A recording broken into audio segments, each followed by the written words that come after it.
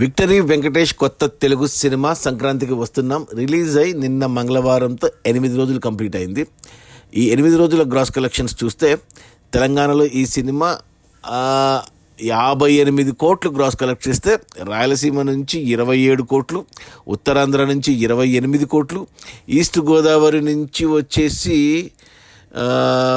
East నుంచి 21 కోట్లు, west Godavari నుంచి 13 కోట్లు, గుంటూరు నుంచి 17 కోట్లు, కృష్ణా నుంచి 15 కోట్లు, నెల్లూరు నుంచి 7 కోట్లు.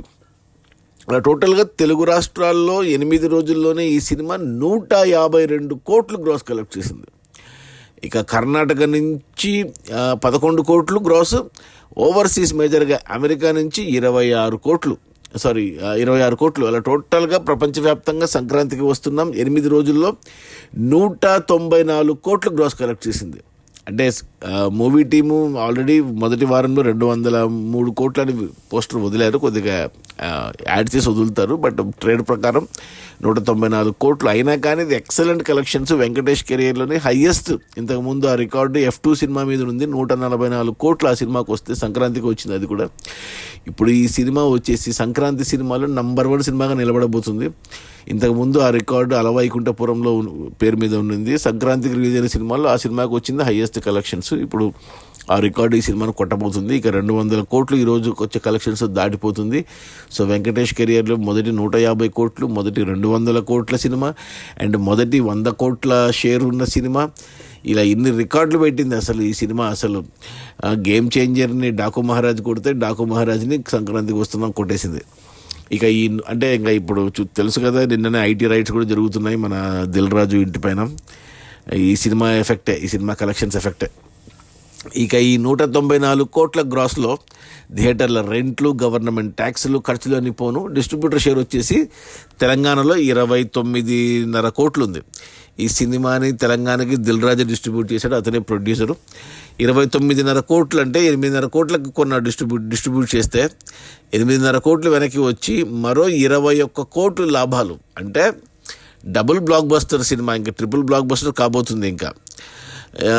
ఇక రాయలసీమ డిస్ట్రిబ్యూటర్లు ఈ సినిమాని 6.5 కోట్లకు ఉంటే ఇక్కడ 13.5 కోట్లు వెనక్కి వచ్చాయి. అంటే 7 కోట్ల లాభాలు ఇక్కడ డబుల్ బ్లాక్ బస్టర్ రాయలసీమలో.